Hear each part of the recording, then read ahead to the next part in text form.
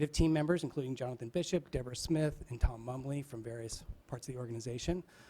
Renee Purdy and Ivar Ridgway have joined us from Los Angeles board recently to work with stuff. So this team is growing, and I find when I come back from these trips that even new team members, so Division of Financial Assistance is going to join us too. So it's there's a lot of energy on stormwater, so we're going. I know we have a very brief amount of time, so I want to give you just a real quick heads up as to what we're doing at this point, and then allow the rest of the time that you want for stakeholders and yourselves to give us some input. We're in a strategic initiative is what I like to call it for the stormwater program. For the last 10 or 20 years, there's been increasing pressure on the stormwater program to do certain things or change a certain way or achieve certain interests.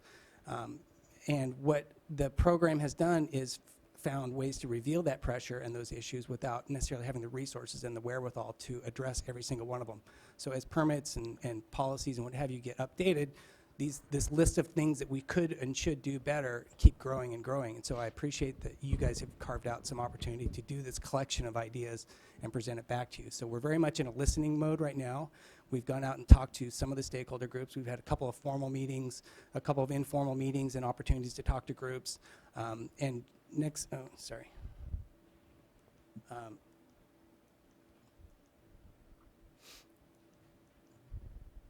I'm going to just go to this timeline, and then we'll talk from there. So what we're doing right now is we're in the very early parts of this schedule. We're listening. We're meeting with folks, collecting their ideas, understanding their interests, not just what they want to do in their words, but really understanding what's behind that, what's driving the interest to do what they're asking for with the program. And then we'll go back and rewrite what we heard. We developed a document for this discussion period of the process, and it's called the concept paper. It's available on our website. Most of the slides that I just blasted through talk about what's in that concept paper, but the reason I blasted through them is because it's not our draft strategy. We're just trying to encourage discussion, almost provoke people to come out with their interests and what they really want us to work on. And so that's the mode that we're in. And then when we're done with this phase, we'll have a document to start sharing with both the stakeholders and the internal team members and of course you guys. And so we'll get feedback on that actual document. It'll not necessarily be a comprehensive work plan. I know that we've heard that term and use that term sometimes, but in my mind that has a very specific meaning. It identifies the resources, specific milestones, et cetera, et cetera. What we're working on is really just a beginning strategy document to help focus further work plans. So there might be, for example, after this process, a real work plan on items 1 and 5 and 8 or something like that. And then staff will come back to you with the budget, the timeline, the milestones, the et cetera, et cetera. I appreciate that. Sometimes people, it's a personality type, tend to jump towards show me the traditional elements of a plan in every work plan, and what that tends to do is drive towards a piece of paper rather than strategic thinking first. Right. And strategic thinking comes first through a series of conversations, which is exactly what you're doing. I appreciate that. I've seen too many beautifully written documents, particularly from my days at EPA, that didn't even deserve to sit on a shelf, even though they were beautiful, because they weren't based in reality, and made people redo it without writing a document so they could actually just talk to people and figure out how to think strategically first versus drive to an outcome. So well, thank you guys. I mean, for that approach. Well, it was really driven by your guys' leadership to say we want to see things happen in a certain timeline. You wanted us to get back to you as quickly as possible with what we think we can do. And as you know, a strategic plan might take years to actually vet and to get all the words exactly right. So we're appreciative to give having the permission to do this in a way that's very strategic. That's right. There is only due. Yeah. So exactly. So then after that document development phase, we're going to be feeding it to the stakeholders and what have you, and then eventually it gets up to a point of finalizing. Even though this is an adaptive management process, there'll be a point where we'll have workshops public at the end, and there'll be an opportunity to comment publicly, and then the board yourselves will be asked to approve it in some way. We think it'll probably be a resolution acknowledging that this is where it's at that point. I have a suggestion.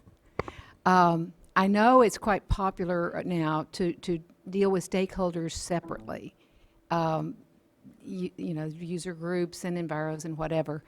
On issues like stormwater and I would say recycled water, those are not there's not a lot of conflict among stakeholders. So I would urge you from the get-go, bring people together at the beginning.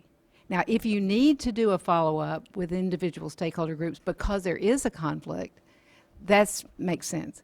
But don't assume there's a conflict, because I don't think there is. Right, I appreciate that.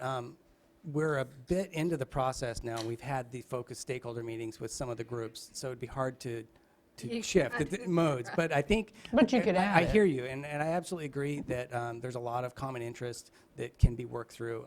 Our purpose wasn't to avoid conflict as much as it was to encourage, because we're listening, we wanted to encourage interest to come out quicker and easier rather than positional Right. kind of statements that people I sometimes know, make. I totally get that, but I'm almost 100% positive that there's not a lot of positional stuff in the stormwater area. There is trying to figure out where to find money and good projects, and that's different. That's very different from almost everything else we do. That's true in the macro sense, but I can think of a few individuals you ought to meet with separately in a couple of locations, frankly. I'm sure he knows that. But We all along that know who I'm talking about. along that line, in response to Ms. Spivey Weber's comment, I've asked the staff, and the staff is looking forward to, I'm sure, meeting with groups such as the SEEB, California Council for Environmental and Economic Balance, which formed a water quality task force, and which also formed a California Environmental Dialogue working group, which was very well represented by, not just only Perfect. the regulated community, but also Aqua, Casca, Enviros. And so I think, we'll get there. That's good. Okay, so I think that is the end of my slides and canned discussion. I can go into some of the discussion that we've heard. We've had a couple of meetings. We've heard from stakeholders. Seems to be some commonality, as you mentioned, Fran, as to what people want as their highest priority if they could see us really start working on something now. But there are some pretty interesting differences, too. There's some groups that really want us to fix our ability to use data and information in our decision-making process, for example. And other groups want to see much more work towards specific funding and removing barriers to building projects in public areas and what have you. And so, some people are very bricks and mortar focused, in other words, and others are like process and systems oriented. And so we're trying to, just collect all that and let it rise to the top.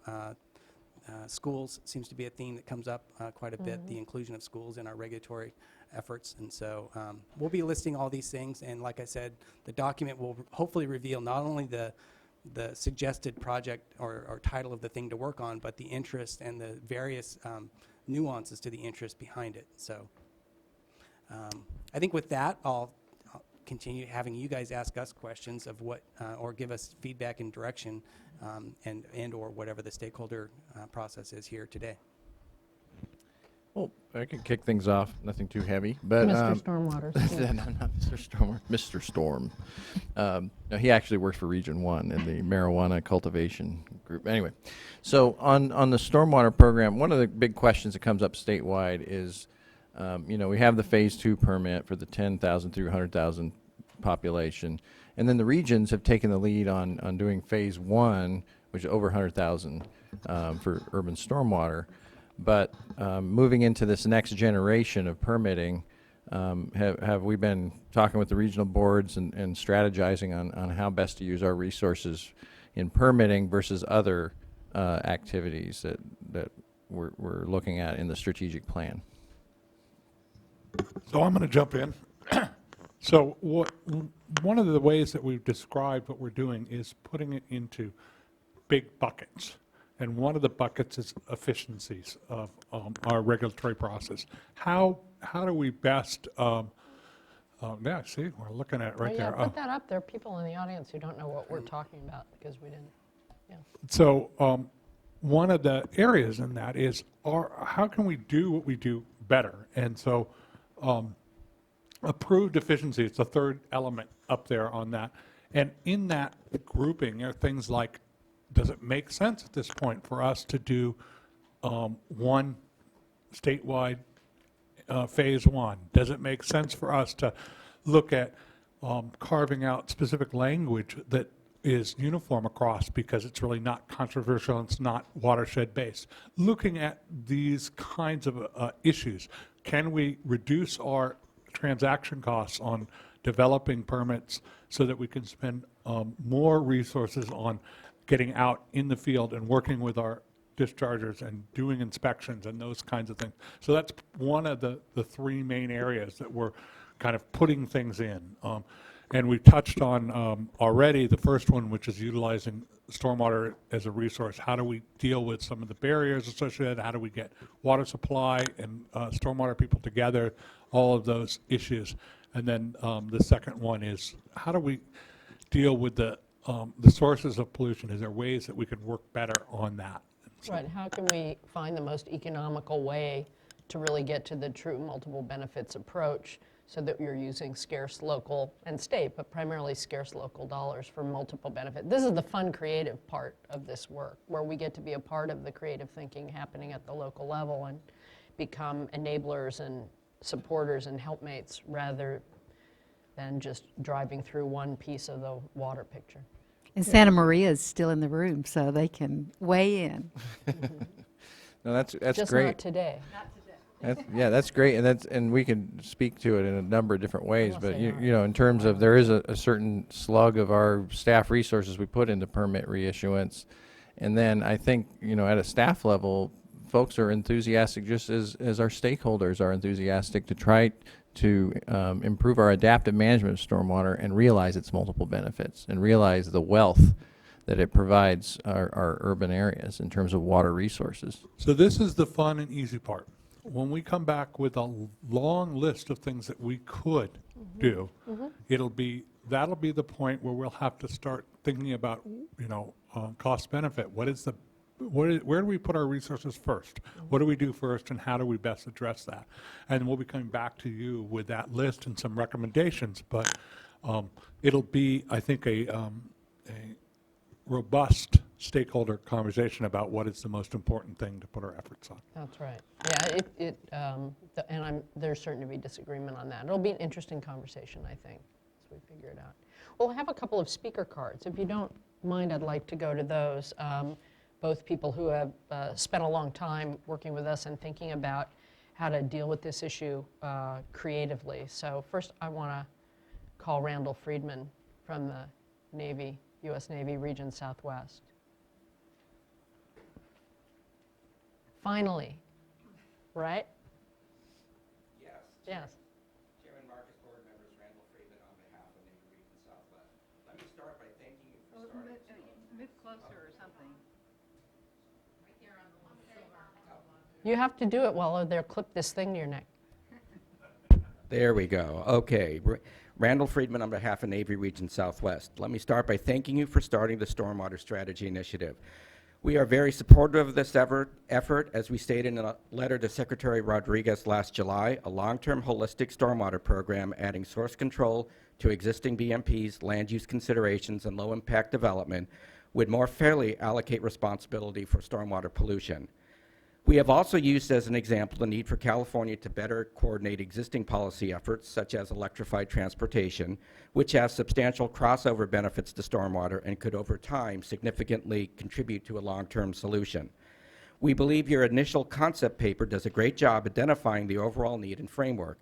We applaud you for recognizing that the current emphasis on end-of-pipe regulations is not sufficient and must be augmented with new measures. We strongly support your first conclusion that stormwater must be treated as a valuable resource. We have consistently raised concerns that overly conservative toxicity testing and standards creates public perception that reuse of stormwater is not appropriate. Your second step of true source control is consistent with what we have advocated. Owning large waterfront properties at the bottom of watersheds has made us realize that firsthand treating large volumes of stormwater is not feasible.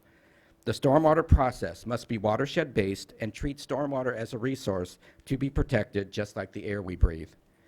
We also agree with your third step of examining the regulatory process for efficiency.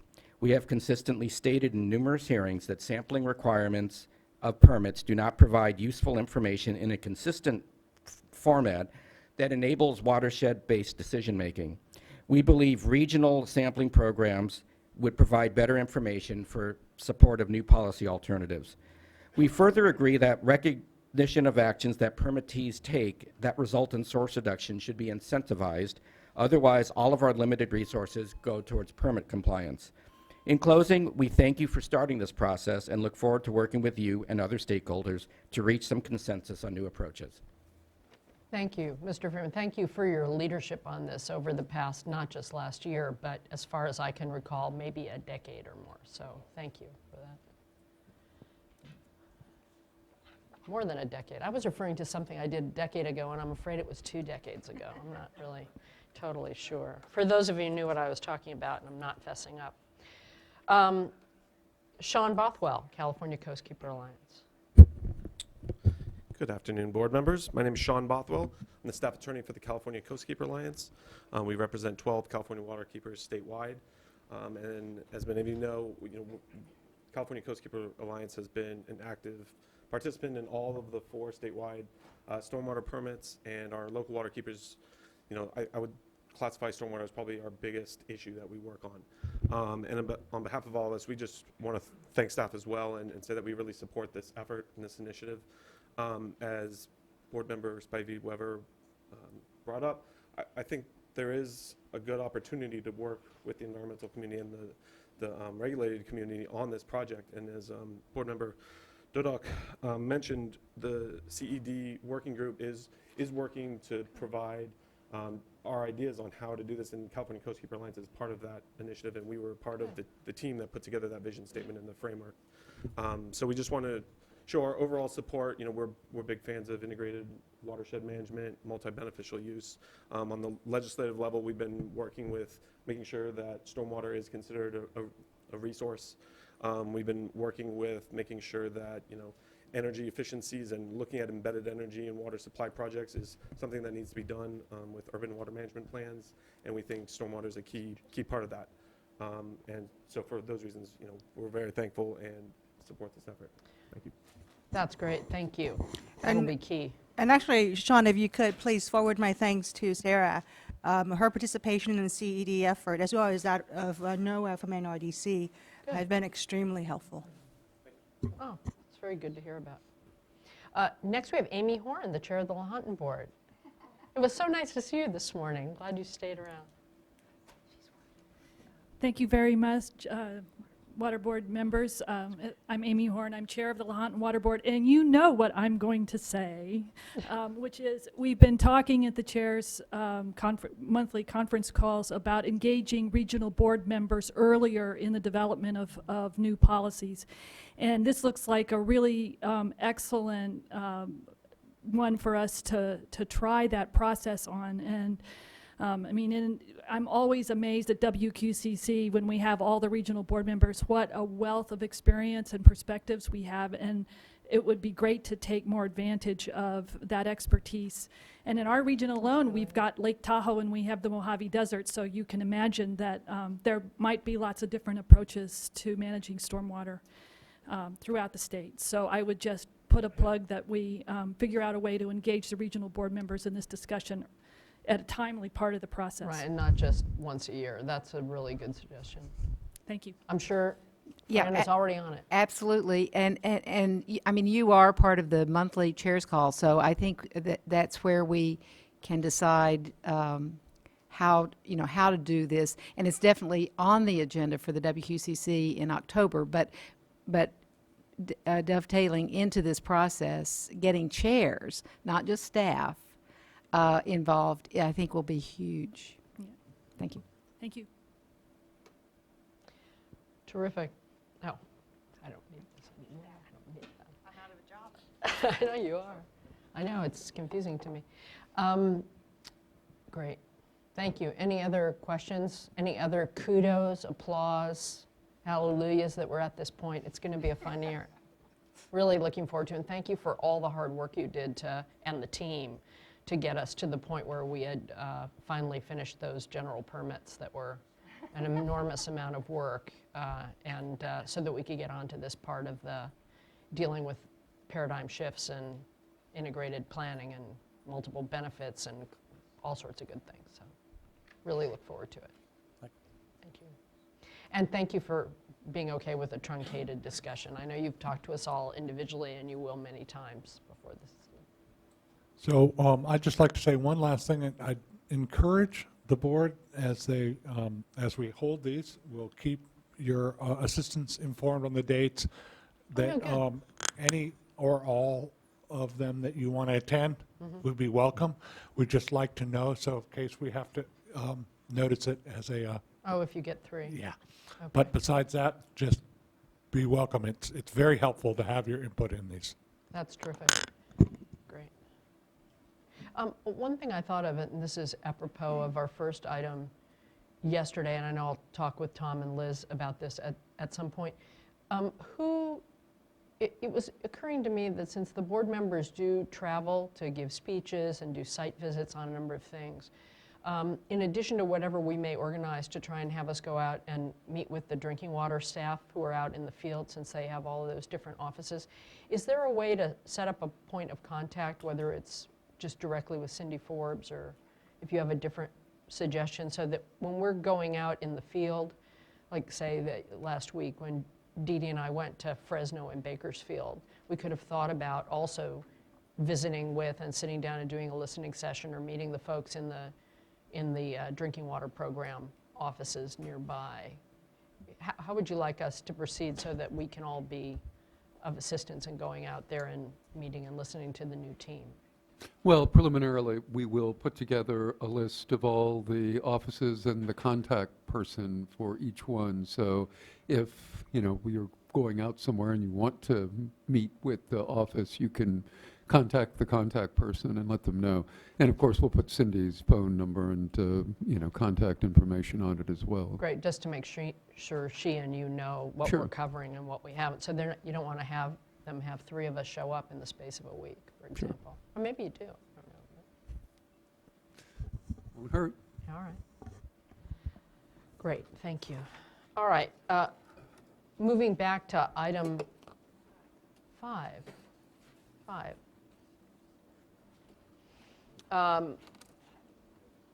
You may well have thought about some thoughts on how to proceed. My intention was for us, after having a chance to sleep on it, look through some of the documents, look back through our notes to continue the discussion that we had. And I suspect you may have some proposals for us, but I want to give my colleagues a chance to add any thoughts to the mix that they thought about overnight. And I have a few that may be a little repetitive of what I said yesterday, but that I wanted to toss out before we get into the discussion. Any additional? Okay. All right. I was just going to say, and this may seem obvious, I know different people have come up with different suggestions, and I'm not going to lay out what I think it might be, because I want to see what you've come up with after listening to all of us. I just want to reiterate what may seem obvious to many in the room, but was not obvious, I think, through the understandable comments we got yesterday from everyone, and that's that the objective here is to implement our responsibility to implement the water rights code, and that we have a job to do, and that job is to protect seniors. It's also to protect stored water and to understand and appreciate the consequences of failure in the field and figure out how to handle that. It's also that we cannot possibly resolve every dispute between water users before we act. And we have to think about how to implement our responsibilities in the public interest in a common sense way. And so I think our objective is to try and figure out how to be as intelligent and transparent, as fair as possible, but not make it impossible or irresponsible. Or in another way, that the perfect may be the enemy of the good here. And so I think at heart, we're trying to deal with a balance between the inevitable tension between folks in a drought. And I wanted to remind folks that the key problem we are all facing collectively here is that we are in a drought of tremendous proportions. It's greater than virtually all of us have dealt with in our professional careers. In fact, it's greater in impact than anything our grandparents could have possibly dealt with, because of how many more people and resources are dependent on the same drop of water. And so I think that got lost a little bit yesterday, and that I know that there is a lot of fear out there, and there is a lot of pain that people fear, and there will be a limit to what we can do to ease the pain of the drought. The drought will be painful for people across the spectrum, as well as fish and wildlife. And frankly, for those who have more junior water rights, it will be relatively more painful if they don't have alternative sources of stored water or groundwater. And that's something that is painful and challenging, but our task is to try and figure out how to implement the state's water law with its seniority-based system and its rules about fairness, and make sure that people get water to which they're entitled, and that they leave water to which they are not entitled to those to whom it is entitled. And so in many respects, this discussion today is about how to implement that responsibility, not whether to implement that responsibility. So there's more I could say, but I just wanted to start with what may seem obvious to people, but I don't think is obvious to everyone. And again, we're all just people trying to grapple with figuring out how to do this and fulfill our responsibilities in the most efficient, fair, and effective way possible.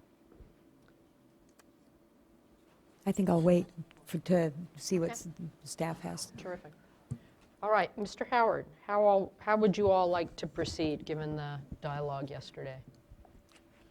Well, I think the staff has prepared some suggestions. I think we'll try to go through some of the issues, or as many of the issues as we can, and say how we're going to address them. And then I think at the end we will get to that more fundamental question of how we are going to proceed with respect to the alternatives that were discussed. Okay. But for now, I think staff's still talking about it, but I think they're ready to walk us through We can some give of you the 5 things that minutes the if you board want. identified that they wanted addressed. Yes, and I think you'll probably see this shortly, and it was literally hot off the presses, but we have a new change sheet for today that's going to be put in the back, and if you don't have it yet, you'll have it in seconds, I believe. So you're going to proceed by talking about changes you're proposing based on what you heard? That's the way you want to do it, rather than talking about the issues first? It depends on how you'd like us to proceed. We made some proposed changes based on the issues that we heard and the direction that we got from the board and the comments that we had. And this may or may not address all of your issues that were raised. So we could give additional explanation first, or we could propose the changes first. I thought that starting with the text might lead into the topics. Okay. And the one thing that I would add is, and having not seen yet the final change sheet, at the end of the discussion yesterday, the board, Mr. Howard had run through 4 different options that ran a fairly wide gamut. And in the discussions between the board members, there seemed to be at least a narrowing of those to what was at the time characterized as options 2 and 3. And so as the staff worked through the worksheet, what you will essentially see is first sort of some low-hanging issues that were out there that it seemed to be there was a consensus among the board members, or based on what staff heard from the presenters yesterday, that yes, that's a change that should be made.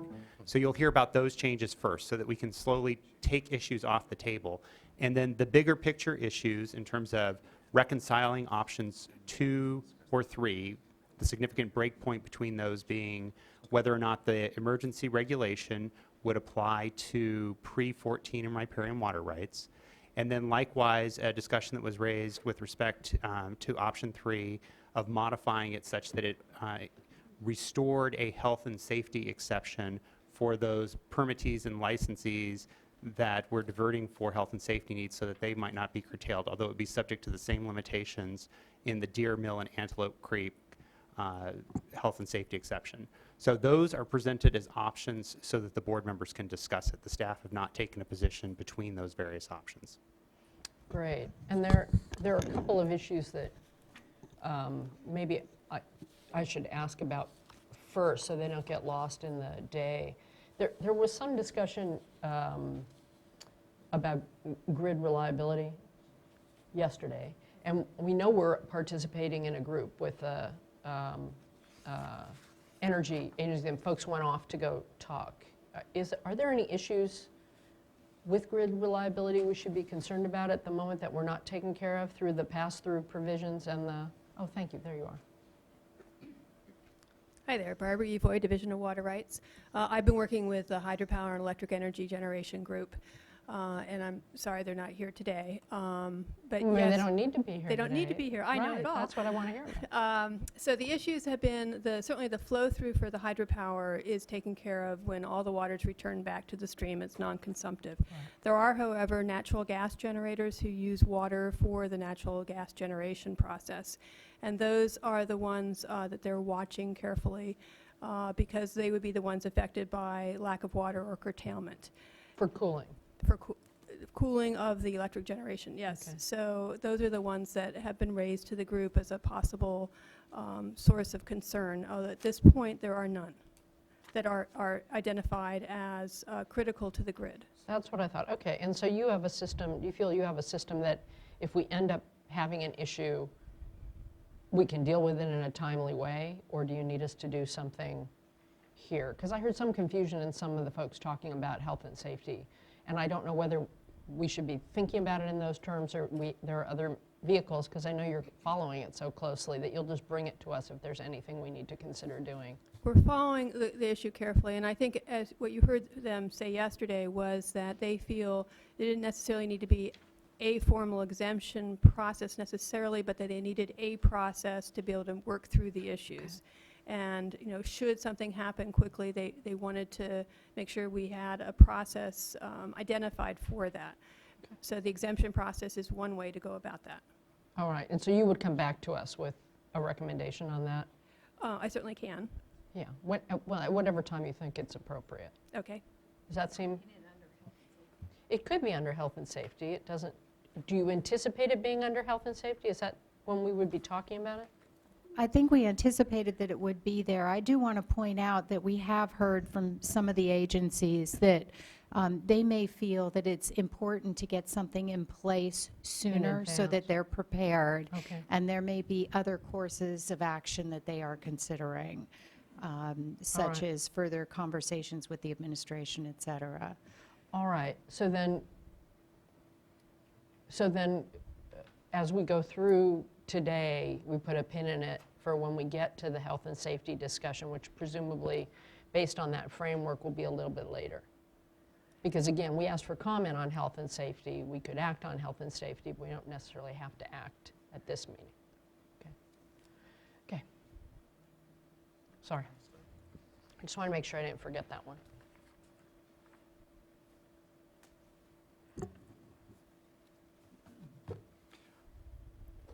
Good afternoon. We have a change sheet, and that might really be the thing to walk through at some point, just to go through some of the thoughts that you shared with us and some of the things that we heard at the end of the day yesterday. We also have a couple of slides that we can put up if desired, updated information for the reporting on the health and safety forms for the subsequent form, and also we've modified the flow chart that Jeannie Zalesi provided, just if we want to discuss further the process, if this discussion's a process. So we have those available. Can I just ask, is this posted so that the public has it? The change sheet, we're going to be bringing copies down in just a moment, and we're putting it up on the screen. So yeah, we're going to be getting copies for the back of the room in just a few minutes. But one of the major themes that came up yesterday was the data availability, and what data do we have, and how do we also broadcast that both beforehand or at any point so people can understand the basis for the curtailment. So that's one of the things. Before I go into the details, before we go into the details of the change sheet, I'm just going to go through just the summary information, the things that we heard. So it was that data availability and transparency, because in another area we'll be talking about, how do we provide additional notice for curtailment orders so that there's not, we're not just all of a sudden sending out an order without people having some opportunity to see what we know, what we, and opportunities for correcting it. How do they update it? How do they communicate with us? Also concerns since we're putting that out there and that curtailment orders are a big deal, what would be our response time for petitions for reconsideration and things like that? So mindful of that data transparency and the timing of doing it to provide at least, an opportunity for making corrections if we don't have the right data. A few other sundry things that we're going to be identifying in terms of, making clear when we're referring to riparians and their availability to use water. The fact that this is not precedential with regard to water rights. And as, just looking through notes we have here, that's probably the major elements, the minor elements of the correction.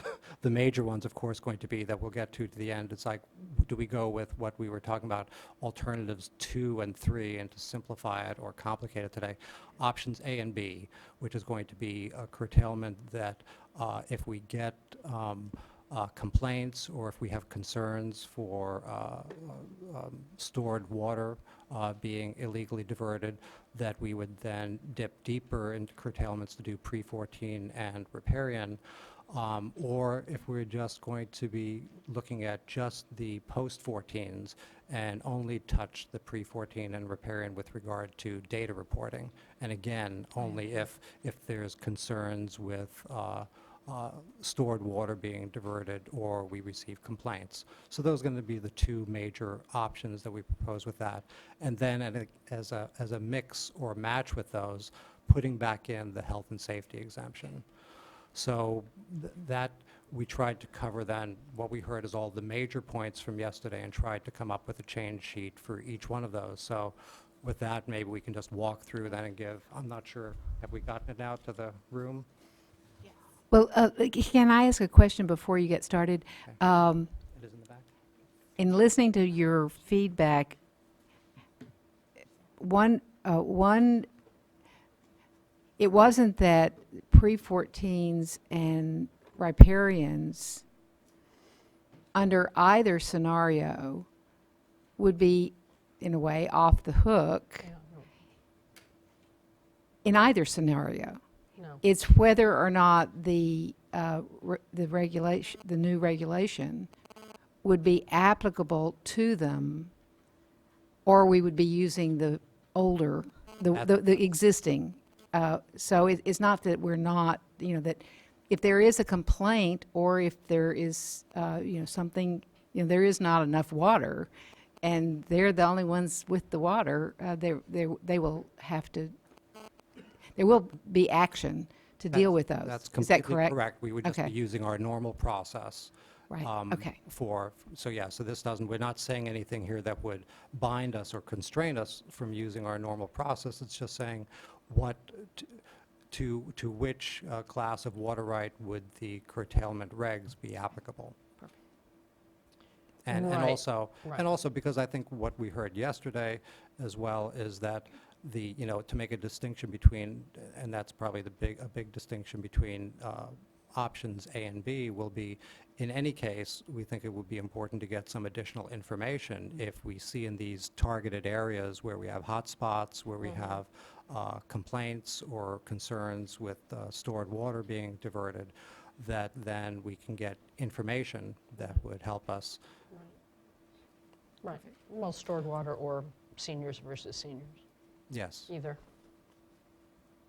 So with that, so that's probably enough time. I think the change sheets have been handed out, and we also have it up on the screen. So this first part was to add language to make clear what is the data sources that we would be relying upon for the, and putting an element both in the proposed regulation, but also in the resolution.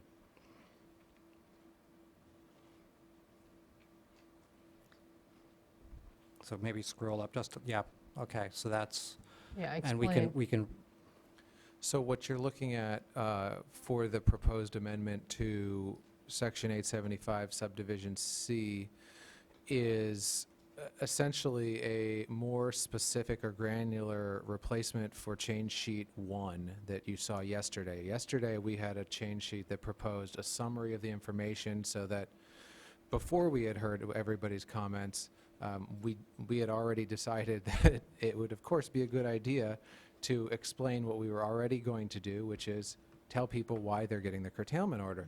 This is a more specific, this language, this is slightly modified from the language submitted by Ms. Kincaid and Mr. O'Laughlin that was discussed yesterday. So we were, the board had mentioned some interest in comparing that language, and I think I had talked to Valerie yesterday about it, and I don't think they have any. They'll tell you if they have any concerns with it, but this is modified.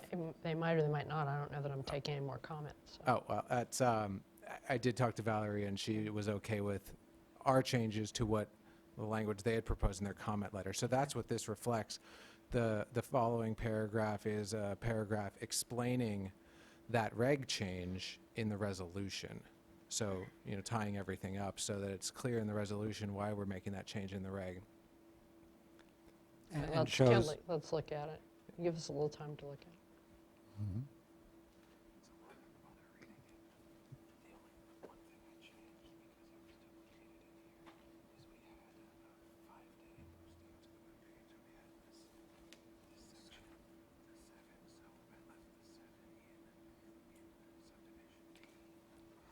Can you explain the last sentence of the first new paragraph Of the, in the resolution?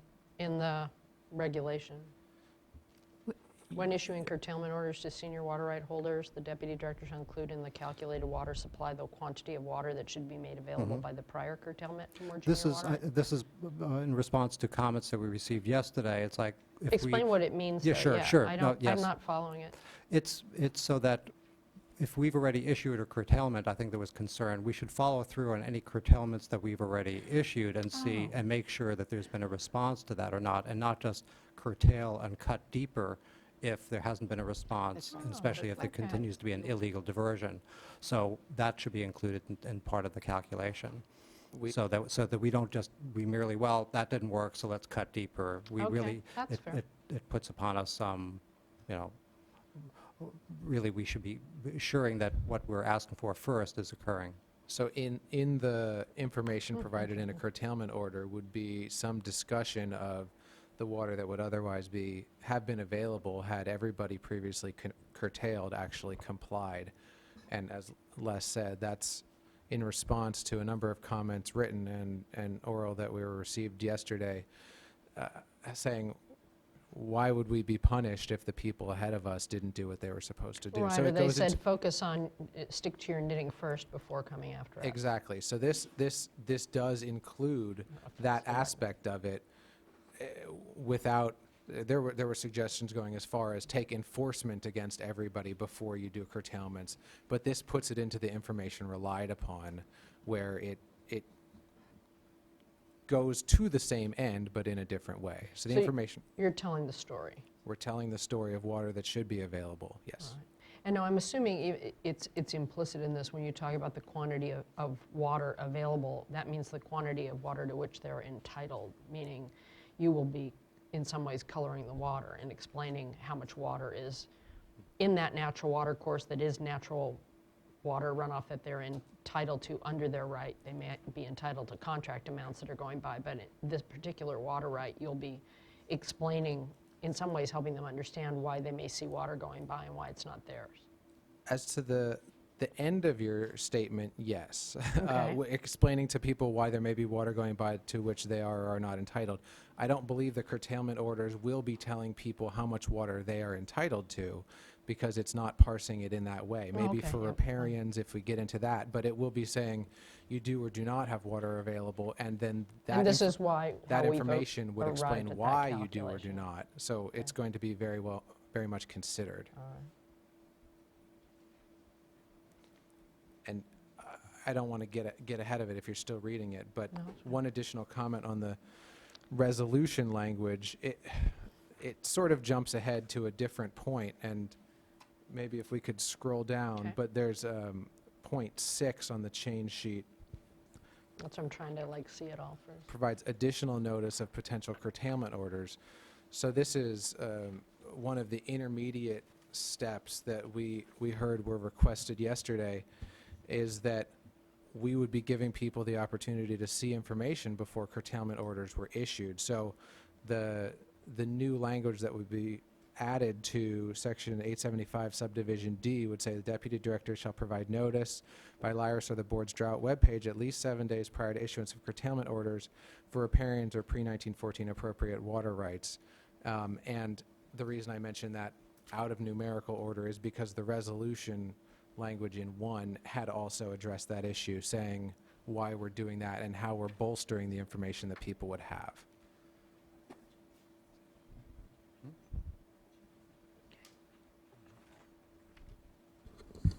Maybe But that- people should just ask clarifying questions, and we'll go through it all, and then we can come back and discuss. Just probably a good idea, rather than resolving anything before we get through the whole thing. Dee Dee? I think I have a question here. Okay, on number 6, that would just apply to option 1? I mean, option A? Not option A and B, because option B, it doesn't seem applicable. I'm still kind of reading through on this language. That's correct. Okay. This change would not need to be made if the board went with option B, 7B, as we will discuss later, Okay. because the regulation, the curtailment aspect of the regulation would not apply to those water rights holders. And change sheet 2, part 6 only applies to the issuance of curtailment orders. Yeah. So when we figure out what we're going to do in terms of applicability, let's say we went with applying the curtailment orders to post-14s and the traditional method to pre-14s and riparians, and we wanted to do this. Why not do this? How would we do that? You could do that. We could remove the language specifying That it was the order. for riparian or pre-1914 appropriative water rights, so then it would apply to anybody. There would be this 7 days prior, 7 days notice prior to issuing any curtailment order. That's something you could do if you wanted to. Well, I'm not focused, I'm just focused on providing people the basis for our determination regardless of how we make it, whether it's through a regulation or not. Right. I think that this limitation was put in there because, at least as staff understood it, the discussions yesterday, there was some concern about digging deeper to people who hadn't already been addressed under the current notice process. Right. And so this is the group of people who haven't been addressed under the current notice process. So that's the reason that's in there. Doesn't have to be if you don't want it to be. Okay. The assumption is that the others have already received notice. Right. Right. Right. Okay.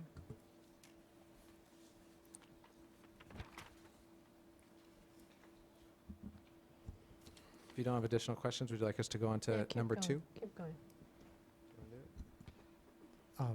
Sure. Well, Suspension. this one is simply just addressing at a couple of different places the fact that we would suspend any curtailment orders, and also the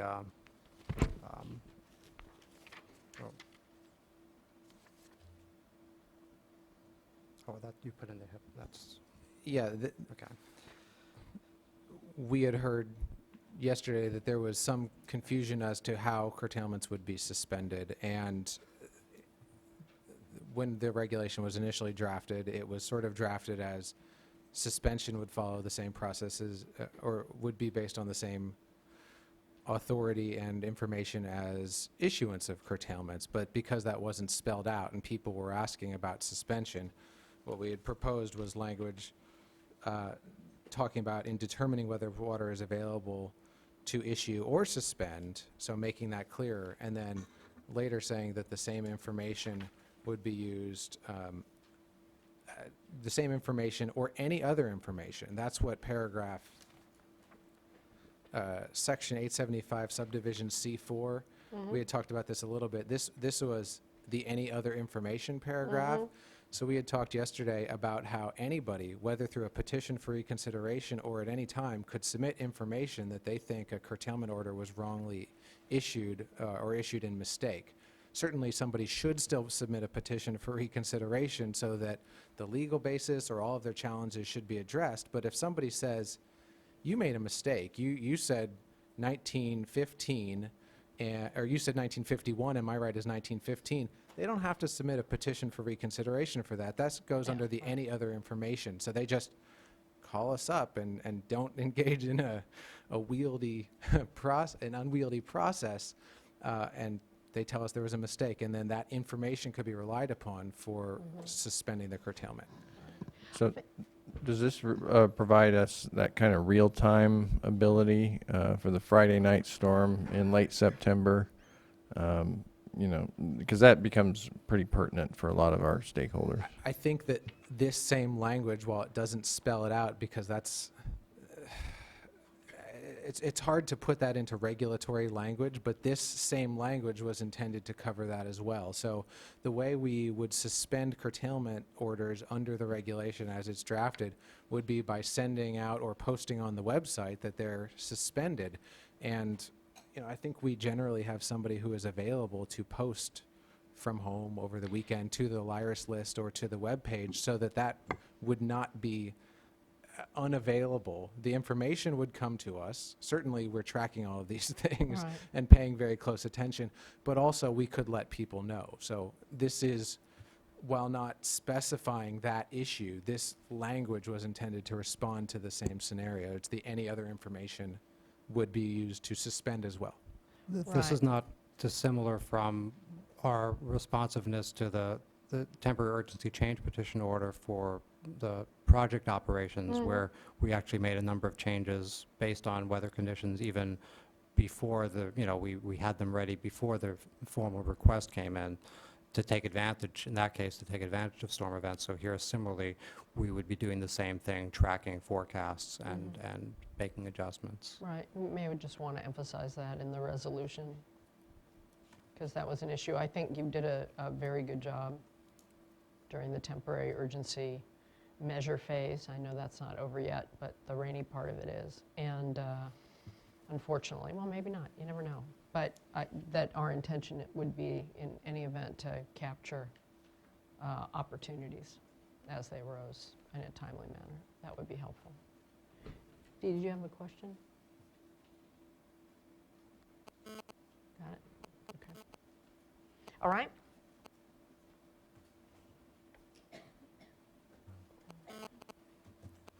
The next is a minor change, but just a really clarification that, based on a comment that we received, that the presumed water rights, the riparian water rights are presumed senior to appropriative only with regard to natural flow, so not as an absolute, so adding that language.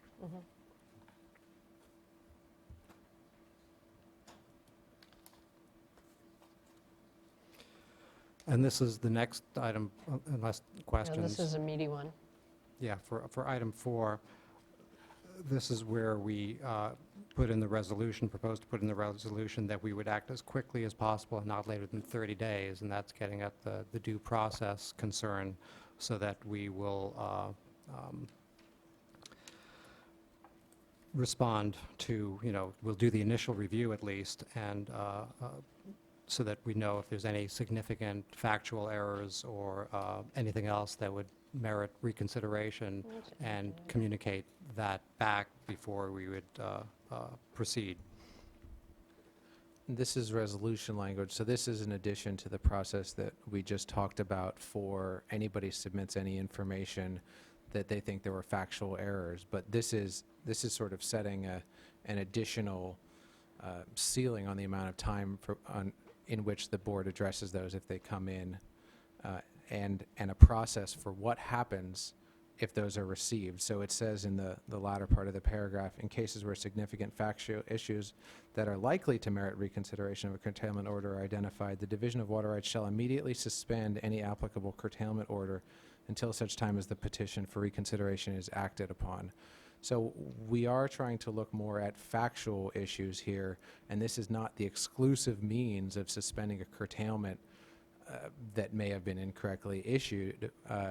There's the very quick, and I don't want to say quick and dirty, but just plain old quick option that we just talked about. And then there's this one that the board is saying, if you determine there are these issues, you will suspend the curtailment while you decide them on the reconsideration process. So the factual issue could relate to either the calculation of the curtailment or the nature of the water right. Yes, absolutely. It's intended to distinguish factual from the sort of more general legal arguments that are going to require significant response and are less likely to be indicative of mistakes in issuing curtailment orders, no less weighty, but that's how this was crafted. I have a question. Yesterday, we heard that there might be a lot of these petitions and that we could bundle them. That's certainly one way to go, and I don't know how many bundles there'll be, but there'll be some. How, and I guess I'd look over here at Michael 'cause for the attorneys, and also at Tom and Karen. How deep is our bench to handle this? Well, it does seem like with this drought, people are getting pulled off the bench all the time. But, it will be a matter within the legal office if need be. We are prepared to pull attorneys from the water quality branch to work on triage work.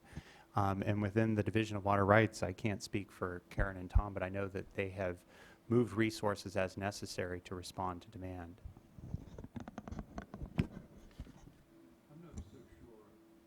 I am not so sure that we will be getting thousands of these things, depending No, on the we're not. circumstance. But we will do our best when the time comes to deal with the load that comes through the door. A couple of issues that were raised. I'm just wondering how you're thinking about responding to them. One was the notion of when something gets to our attention. So in this, you've addressed some of the issues, but not all of the concerns that folks had about their day in court, so to speak, not court, but this court. And it seemed to me that there might be ways, short of full-on evidentiary hearings, to give people that day, but also to have us be on top of what's going on. I think part of what you heard was an understandable concern, nothing personal to anybody. You guys are terrific. But a sense that these people's concerns might go into some black box and never come out, and they wouldn't know, and they would be in that limbo without having the ability to look at it. And it struck me that there are a number of different ways to address it in a timely way. The 30 days certainly is helpful. The other is giving us a weekly report on how many you've gotten and the nature of what you've gotten so that we know, all 5 of us, what's come in, having you do it as a regular part of the drought report every other week. I mean, any number of ways, considering holding a workshop and bunching, as Fran said, some of the petitions for review that have similar issues, say about calculation, obviously the individuals, that sort of thing. Do you think about those sorts of?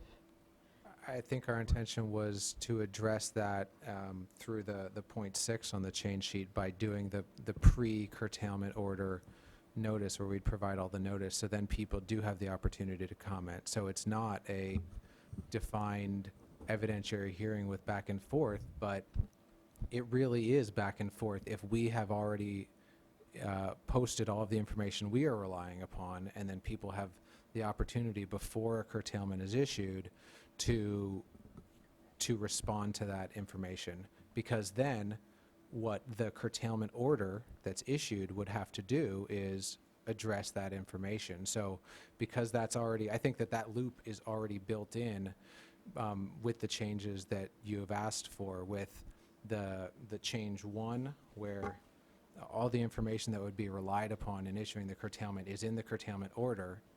the board posts 7 days prior to issuing a curtailment order, the information it intends to rely upon, somebody responds within those 7 days, well, then the curtailment order still has to include, maybe not verbatim the responses, but it has to look at those things and include them in the curtailment order. Otherwise, it's not following the regulation. So I think that loop was intended to close up the issue without providing an evidentiary hearing beforehand, because that was part of what we discussed yesterday is an evidentiary hearing beforehand is the process we have now. Right, in which time the horse is out of the barn.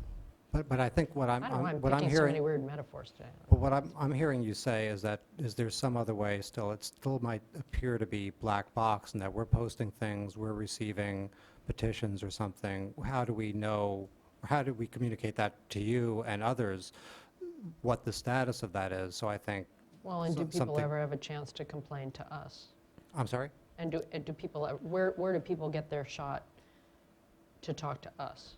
Sure. So, I mean, so this could be added to the drought reporting just in terms of, well, how many responses are we getting to the posting of the information? How many, I think you've already been interested in what complaints that we're getting, and that's something that could be summarized. And also if we're getting, the petitions, how many petitions, and just what is the nature of the petitions?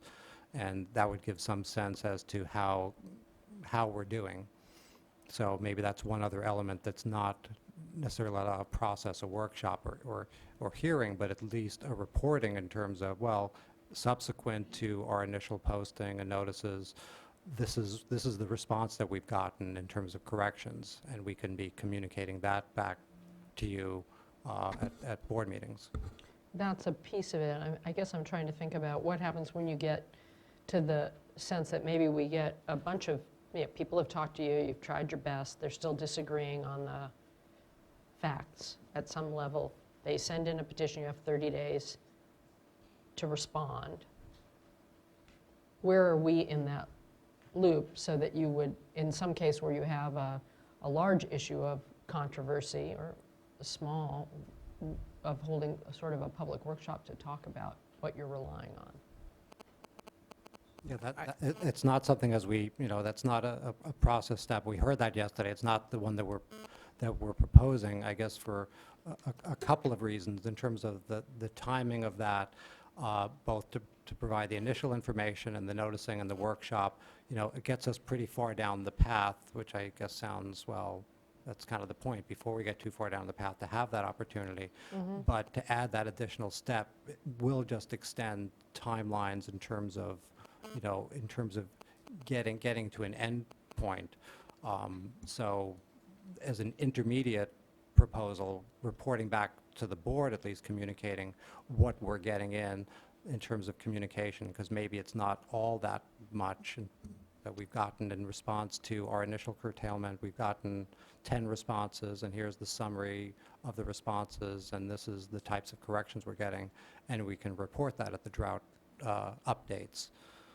We can also provide a public comment period after that drought update in case people want to come to you. I mean, that opportunity is already available to members of the public on a real-time basis. So, but we could make it more explicit that, people can come in and comment if they have a issue they want to bring to your attention during the board meetings, during our drought updates. And I think that I think that maybe a simpler answer to your question is that this, and maybe it's not, is that this isn't modifying the existing board delegation structure, which has that certain controversial issues, the board has the authority to withdraw that delegation and hear those themselves. So, Well, and you tend to be very good at flagging those, just from my experience in the water quality and in the water rights side. I think that Barbara and Tom, through their delegation, certainly